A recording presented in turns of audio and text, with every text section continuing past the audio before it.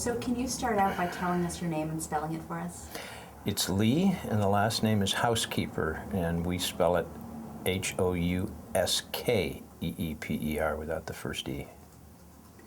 And Lee, what's your connection to Kent State? I was in the music business in the 60s and the 70s, and I was managing a Columbia Recordings artist by the name of Dreams, an 8-piece horn fusion jazz band, and we were to play in the gymnasium on Saturday night before Monday's massacre. And whenever I got a gig that would allow me to get back to see my parents in Chicago at the time, they lived there, I took advantage of it as a manager, and then I would go advance the gig. And I think I think on Friday they had canceled the gig, but I wanted to see my parents, so I flew in, and just to make sure. There was some rumblings during the course of the week that it might have to be canceled. So I flew in, and Friday they announced that they were going to cancel the gig. There was troubles on Friday, and then Saturday the governor got out and called up the guard and fired up everybody, calling the protesters brown shirts and radicals and anarchists and horrible things. And at the time, these college dates were very important to all of us. You'll be talking to Lester Chambers, the Chambers brothers, later. And campus unrest was all over, just happened to happen there. And I sensed that this was going to be a big problem, and got out on the Sunday, the day before the shootings happened. And sure enough, it was the last of the protests, the big protests, the last of a certain era. Altamont happened, Kent State happened, and college campuses shut down for music for a while. Protests stopped for a while. It was quite a pivotal moment. Were you given an explanation of why the show was canceled? Oh yeah, looking at the contract, trying to figure out how to save the deposit money. It was in there that if there was, this, I don't know whether it came under act of God or what, but they had every right to cancel these gigs under these circumstances. Levy, that's much better than I'm sorry, yeah. The reflection. That's good. And I didn't repeat your question, I'm sorry. You asked me how they canceled the date, why they had canceled the date. And they had, they said, we can't have it, and they had the right to do that in the contract. It wasn't uncommon in those days. It was, didn't happen all that often, but it wasn't uncommon for there to be trouble, and played dates in Detroit, the Grande Ballroom during the Detroit riots, and there had been troubles in other cities, in Philadelphia, Boston, and occasionally Washington, D.C. So, but this was, the tension on that campus was incredible. And what do you think the greater significance of what happened at Kent State? Well, I really think that was what happened at Kent State was incredibly significant. I calculate, in my opinion, that there were 4 major things that happened that there was, look at it, there was about 1/3 of the population that were dead set against the war, 1/3 that were for it, and 2/3 or 1/3 that were, somewhere in the middle, but didn't like the hippies and didn't care for the blacks and didn't care for the radical elements that were blowing up things. And I think would have, if they had thought about it, gotten into stopping the war before. People credit the CBS Nightly News what was his name? I'm sorry, I just blanked. Walter Cronkite. Walter Cronkite. That was a significant broadcast when he came back from the Tet Offensive, and that's when Lyndon Johnson said, "If I've lost Walter, I've lost the country." I think Daniel Ellsberg's, show and tell my dog-eared Pentagon Papers book, Daniel Ellsberg's releasing of the Pentagon Papers was incredibly significant. And when the massacre happened at Kent State, it was devastating. And I think people stopped and reevaluated their positions.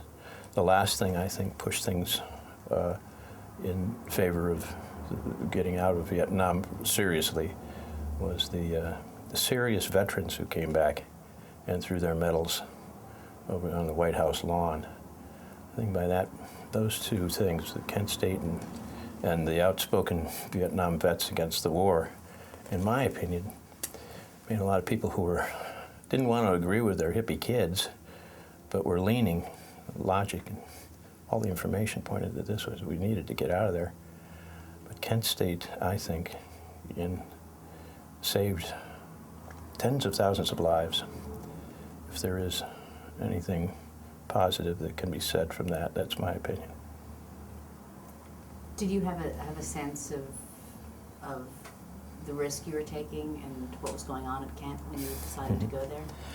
Yes, I had been to marches on Washington, and had been to a number of dodgy areas. So, yeah, at the time, as a joke, I used to tell people when we were taking the buses from Washington Square in New York, right around the corner from where you were born, I was living across the street from you on Gay Street. Well, you weren't there at the time. And we used to walk over to Washington Square and get on buses and go to Washington. And if I was talking to somebody who had never been to a march before, I'd say, well, if you're behind somebody with a helmet and a gas mask, you don't want to necessarily be there. That was my line. And so when this came up, I then got one of those metal air raid warden helmets and stenciled Dreams Manager on it and grabbed a gas mask as kind of a gag. But we had, I knew that something was coming somewhere. It just happened to be there. And once there, it was painfully clear that some real bad could happen. And I think it's just in the air. It's just in the air. Do you want to show us the photo you brought with you? Yes, I'll show off my iPad. You asked me to bring this photo, and I didn't have any paper to print it on, so I get a chance to show off my new iPad, I think. Bear with me.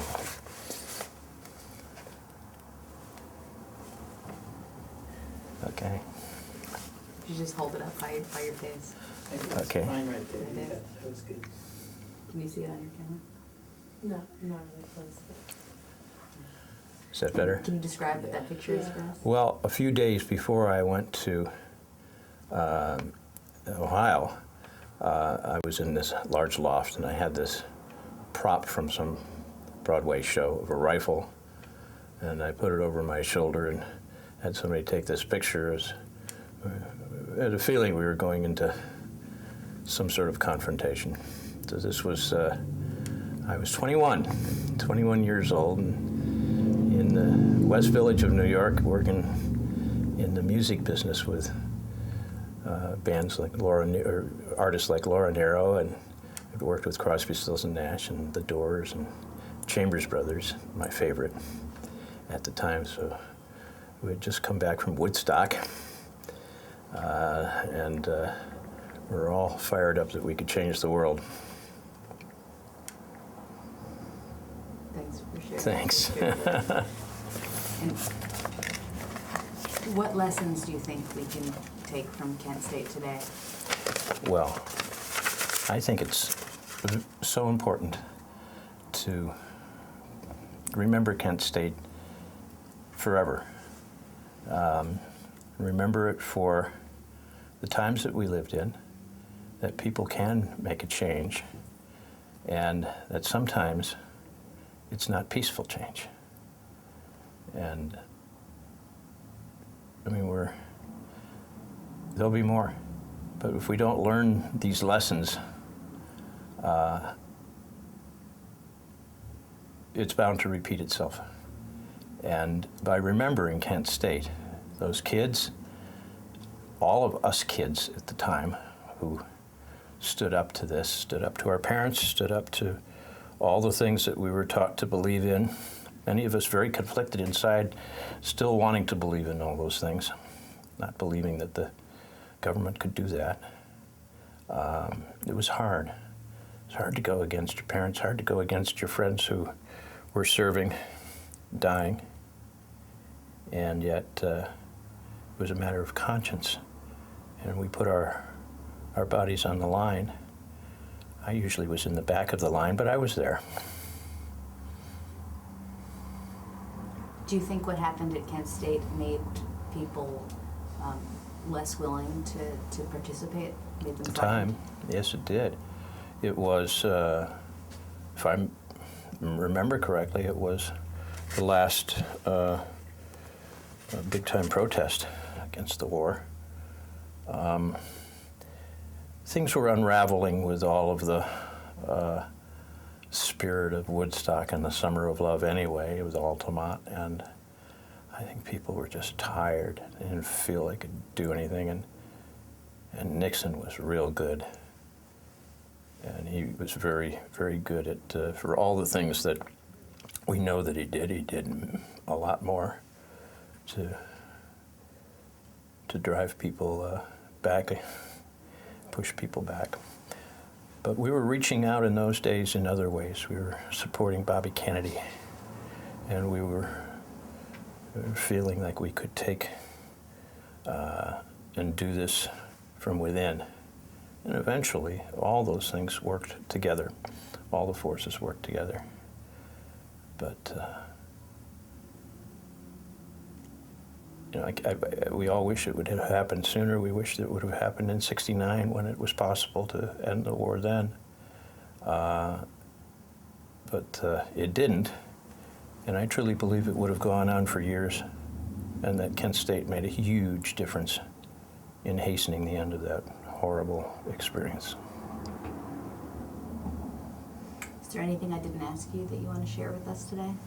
Just that I think the world of your daddy, thought the world of him, and meeting you and remembering a little slice of New York there in that special little street.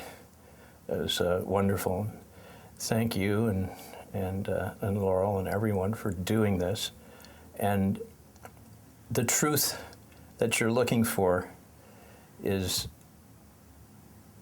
there and should be celebrated annually, every 5 years, 10 years. People should, these oral histories that you're obtaining are important, and it's important for us to remember and remember the times, lest they repeat themselves. Well, thank you so much for coming and sharing with us today. Thank you.